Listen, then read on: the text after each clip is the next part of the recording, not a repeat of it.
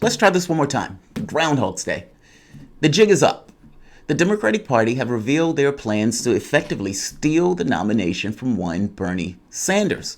Now, this shouldn't be all that shocking. For the longest time, I made the argument that, look, I think everybody who's not named Bernie Sanders is effectively a singular unit, that all of them are functioning at the behest of the party in order to stop him because they consider him to be an existential threat. And that perspective has gained that much more momentum or that much more legs after last night. Chuck Todd, who asked a really good question, something that I don't necessarily say all that often, basically asked everybody on that stage, if one of you gets to the nomination but does not win a clear majority, but for the most part ends up with the plurality of the vote, will you give your support to that person, or will you effectively fight for brokered convention? Now, what this effectively means, superdelegates. The person who wins the process, the person who gets the most votes, that person is not the person that wins. That person, it hits superdelegates once it goes into a second round, and you have a bunch of Clinton supporters and a bunch of lobbyists who effectively gives it to the person who did not win the most votes. Take a listen to this. At one point, you had people who were against this, which is strange. Listen to Warren. In most democracies around the world. Come on, Warren. Most democracies around the world. What? Well, let's come back to this one for the moment. This was Warren at one point. The person who gets the most votes.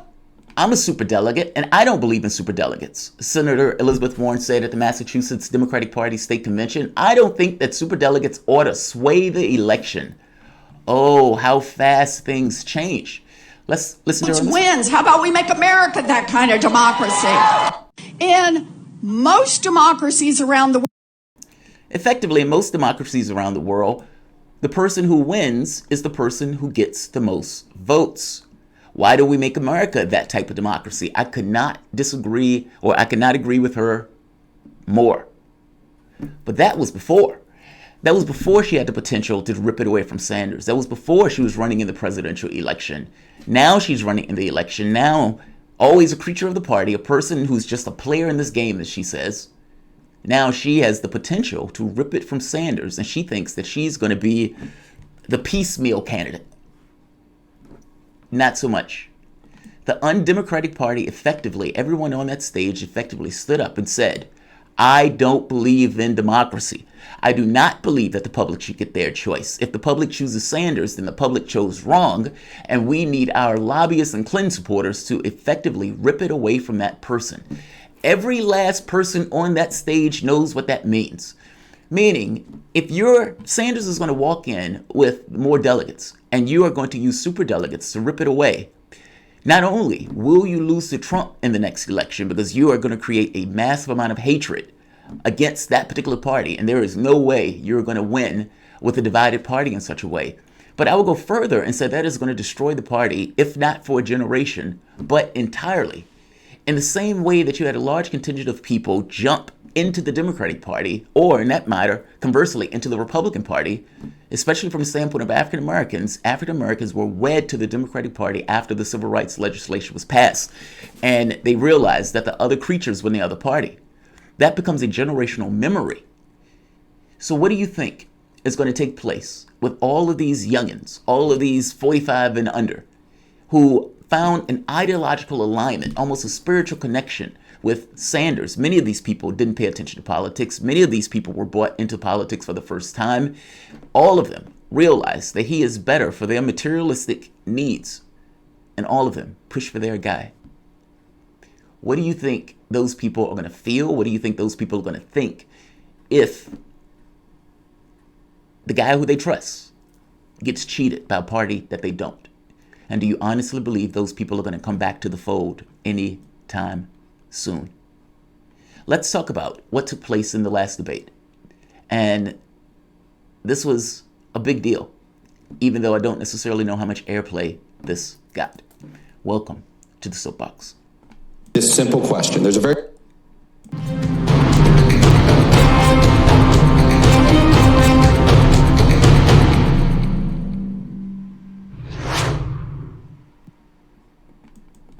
My name is Jamal Thomas. Welcome to the Progressive Soapbox.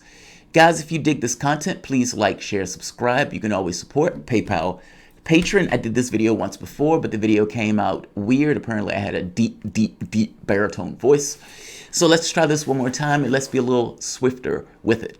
So you heard Warren effectively at one point saying the person who wins the most votes should win the election. Well, they don't believe that anymore. There might have been 4 big stories in last night's debate. I mean, the first one had to be Bloomberg getting absolutely trounced, especially by Warren, who put a knife in him on this notion of the NDAs. Bloomberg making this ludicrous argument that the women who he apparently sexually harassed or abused, that those women don't want to talk. That those women would prefer to be muzzled by him because they made this consensual agreement to keep their mouths shut. Now, this is, of course, ludicrous. The NDA, the entire purpose of the NDA is so they don't spill the beans, so that they don't open their mouth.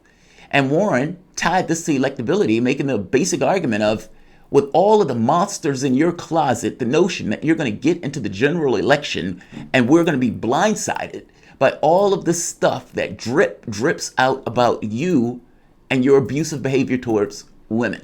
Yeah, it was brutal. And they kept asking him, are you going to let those women out of the NDAs? Are you going to let those women out of the NDAs? And Bloomberg, of course, said, no, these NDAs were consensual. Biden even gets in on this, making the point that that's not how NDAs work. That ultimately you did something to somebody, you gave them a lot of money to shut up. You can release them from it overnight. Of course, he's not going to do that, which looked bad. Sanders, of course, dominated. So, that's pretty much standard fare at this point. He looks like a front runner. All of them, in the way that they answered this question, to some degree acknowledged that he was a front runner. And he was able to defend himself as he typically does. He had a dominant debate performance. Even places like CNN said he won the debate. Personally, I think that's between Warren and Sanders in regards to who won the debate. But between those two, it benefits Sanders, of course, more. Even though it will help Warren. I mean, she may get a bump going into Nevada. But one of the key stories that should not be overlooked, if one of the candidates gets the plurality but does not get enough to win a majority, will you back that candidate? And to a man, everybody, every last person on this stage, with the exception of Bernie Sanders, effectively said, we don't buy this democracy thing. Ultimately, we're going to let the process play out. And again, each and every one of them knows what this means. They know that a brokered convention will effectively destroy the Democratic Party, definitely for this election, but potentially for generations to come. They didn't care. Very good chance none of you are going to have enough delegates to the Democratic National Convention to clinch this nomination. Okay? If that happens, I want all of your opinions on this. Should the person with the most delegates at the end of this primary season be the nominee, even if they are short of a majority? Senator Sanders, I'm going to let you go last here because I know your view on this. So instead, I will start with you, Mayor Bloomberg. Whatever the rules of the Democratic Party are, they should be followed. And if they have a process, which I believe they do, I'm trying to do so this that yes or no everybody else, fast. everybody can. So you want the convention to work its will? Yes. Senator Warren. But a convention working its will means that people have the delegates that are pledged to them, and they keep those delegates until you come to the convention. All of the people. All righty. Now, for all of you people who were apologists for Warren and thought that that woman was working somehow in tandem to the benefit of the left, I have no idea why you guys ever thought that. Basically, what she just told you, I'm going to keep my delegates. Every vote that I get is effectively a vote for a superdelegate, because I'm going to take my delegates, I'm going to go to the convention, and I'm going to try to get them to effectively steal it from Sanders. That's her position. Now, how on earth is she working in tandem with the left if she's trying to rip it away from the guy who actually wins? This was a person who was was complaining about the Electoral College, that the people who effectively win the most votes should get those votes. And again, mentioned more than one time, I'm a superdelegate. I don't think we should have superdelegates until she needs, in that moment, those superdelegates. Elizabeth Warren, let's be clear, has no path to even winning a state. She will likely lose her own state, Massachusetts. Meaning, not only does she not have a path to the nomination, she doesn't even have a path to win one state, but she's apparently still staying in this thing in order to just attack Sanders and potentially get it ripped away from him by getting as many delegates as she possibly can get to keep him from the nomination. She literally just said it. She literally just said it. And you don't believe me? This is her campaign person, or this is a person who's backing Warren, effectively a Warren supporter. Listen to the argument that he makes on Rising. Votes end up being the nominee. I mean, Democrats have been talking for 4 years about the popular vote and how the will of the people should decide. Isn't it going to destroy the party, essentially, if you have Bernie Sanders come into the convention with a plurality of delegates and then it gets taken from him by superdelegates on the second ballot? I mean, that is going to destroy the party. Yeah, let's not feed conspiracy people online, Crystal. How is that a conspiracy? Your candidate admitted to it on the debate stage last night, as did all the others. He said, let's not feed a conspiracy theory. Warren literally on the debate stage says, I'm going to take my delegates, even though I can't win a state, even though I can't win the primary, I'm going to take all of my delegates and I'm going to go to the convention. Why? If she can't win a state, if she can't win the delegates, what is she going to the convention for? She only will go to the convention if she is trying to rip it away from Sanders. Otherwise, she would have dropped out and would have endorsed Sanders. This is not a conspiracy. This is just flat fact reality. You're just out here gaslighting. Listen to the ridiculous argument that Green makes here. I mean, the argument is absurd on its face, but give him his face. No, that's a preemptive stirring up the pot. The person with the most support should be the nominee. It is not okay to win the Democratic nomination on a technicality, which is what some people are trying to do. Now, just so we're clear, what he means by winning by a technicality is effectively winning the most support. This guy's arguing that the person who gets the most support is effectively winning on a technicality, talking about turning reality on its head. It is good that you're pushing for Elizabeth Warren. Both of you are just fundamentally dishonest actors in this process. The notion that the person who wins is winning on a technicality because that person got more votes. Get out of here. The reality is the superdelegates is the technicality. The superdelegates is the technicality, not the person who just wins fundamentally outright. You guys want to get to the convention and just rip it from him. And yes, it will be a fuckfest if you tried to do that. And the idea that, let him finish his case first, because he's going to try to make the argument that Warren could somehow be the person to get swept in, despite not even being able to win a state. No, she can't win a state, but hey, she might be the most popular person. Six-way race, if somebody is blocked at 20, 25, 27%, that you cannot argue that they are the choice of Democrats. You know, it has to be a ranked choice voting principle where the Democratic Party can look at, as a whole and say, who's our best bet to win? Who can we all unify around? I don't see how you can defend the proposition that if at the end of the day it is true that only 25%, 27% of Democratic voters want one person as a nominee, they should be the nominee. You believe, just so we're clear, this guy right here, a Warren supporter, he's stuck with a problem. Why is she in this race? I keep asking this question over and over again, and his problem is that he can't answer that question. Why is Elizabeth Warren in this race?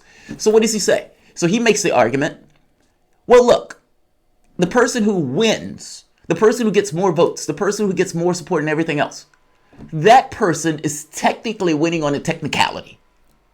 Because having enough votes or having more votes is not the measure that we should use to choose the candidate. That's mind-blowing in and of itself. But then to go further and makes the case to try to say that somehow, for some reason, despite Warren not being able to win a state, despite Warren not even being able to win her own state, despite her losing magnificently and having an outright, complete, and utter collapse, that for whatever reason, the party should take it from the person that was winning all of these states and give it to the person who was incapable of winning a state. This is the argument that Warren is making, or at the very least, this guy who's pushing for Warren. That's an astonishing argument. That is astonishing. But again, if you're stuck with the question of why is Elizabeth Warren in this race, she has no chance to win the nomination. She has no shot at even winning She has a shot at winning this state. I would be doubtful if she does. But I hope you get my point. There is not a groundswell of support. There is not a mass of people agitating and pushing for Warren to win this race. And again, if she cannot even win a state, why on earth would the party take it from somebody who is way popular and give it to somebody who's not? I'm just astonished by that particular argument. But again, why is Warren in this race? And he had to come up with some rationale for it. Just be very clear from this point out. A vote for Elizabeth Warren is a vote for superdelegates. I don't know how else you can come away from it. She's staying in this race. She's taking her votes all the way to the primary process or to the delegate process with the effect of trying to steal it from the actual winner. By definition, she's sandbagging and stealing the primary from Sanders. A vote for Warren is a vote for superdelegates. Let that sink in. Vice President Biden? Play by the rules. Yes or no? Leading person with the delegates, should they be the nominee or not? No, let the process work its way out. Mayor Buttigieg? Not necessarily, not to listen. Senator Klobuchar? Let the process work. Senator Sanders? Well, the process includes 500 superdelegates on the second ballot. So I think that the will of the people should prevail. Yes. Thank you, guys. Most votes should become the nominee. Well, Warren said that's a technicality. Warren Kemp said that's a technicality. The person who gets the most votes winning, that's a technicality, Bernie. Yeah, the person who gets the most votes, ideally, you would think, should win. I mean, don't take my word for it. Take Warren's word for it. She says herself that the person who gets the most votes should win. I don't think that superdelegates ought to sway the election. What a difference a year make or a couple of years make. Let's be clear about something. This would fundamentally destroy the Democratic Party. But if you are on the left, your issue is more complicated than that. The Democratic Party could lose to Trump. That is not the thing that they're entirely terrified of. Losing to Sanders is something they're terrified of. There is a quantitative difference between those two things. Third-way Democrats for the past, 40 years have put on a propaganda effort to tell people you can't have nice things, that the only way to do politics is to take a large amount of cash and work around the edges just enough, but not going so far as to undermine the cash or the people who are giving you that cash. They have said this is the only way to do politics. They've said that New Deal politics is no longer wanted by the American public, that we can't do big things, that you can't have nice things. And for 40 years, they have instantiated that particular point of view. What happens when all at once that point of view is deemed to be nonsense, that point of view is deemed to be entirely self-interested and not necessarily attached to reality? What happens when they said it's impossible for somebody to run a race getting money from grassroots donation, and Sanders does it, making more money than they are making in their own races, despite all of the billionaires they have in their back pocket? What happens when Sanders makes the argument that, no, people do want big things, we can have nice things, and the American public agrees with him?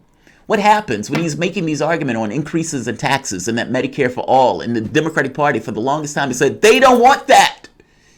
And you find out, apparently, they do. What does it mean to be a Democrat when Bernie Sanders is standing there? He's being honest with you. He's being authentic with you. He's not hiding the ball and telling you what he wants to accomplish. He's more trusted on healthcare, environment, and all of these other host of issues. What does it mean to be a Democrat, especially if your name is Hillary Clinton or you're a part of that third-way ilk, with Sanders and the image of Sanders is what the party is? Meaning, the thing that you said couldn't exist, exists. The thing that you said people weren't interested in, people are clearly interested in. The thing that you said could never happen, meaning a person wins, taking the bearing of Sanders, has just happened. And all of the things, all of the fight that you put into the process for stopping that guy from winning, the guy, mind you, that the Democratic Party on a whole said more represents their values. What happens when the Democratic Party put everything on the line in order to stop the person that best represents the values of the Democratic Party? You rip that party in half. The catch is, again, presidents tend to win their second round or their second term. So them losing to Trump is not the end-all, be-all. they are able to retain power within the context of the party, especially if they could stop Sanders this time around. What is more pressing to them and more considered an existential threat is for Sanders to win.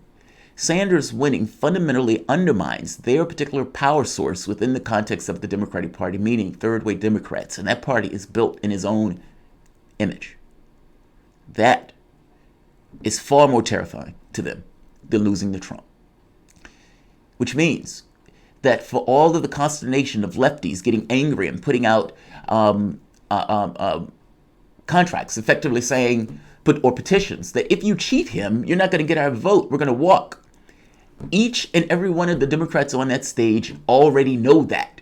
That is already baked into the cake. Each one of them who answered, yes, we would go for a broker convention, already full well understand that a broker convention would lose to Donald Trump. None of them care. Whether this is entirely just self-interest, each one believes hope springs eternal. I can work it out after the fact, meaning after I steal it from Sanders in the nomination, then I could try to go make amends. Hope springs eternal until it doesn't. I think that's fanciful thinking, but some may convince themselves of that very prospect.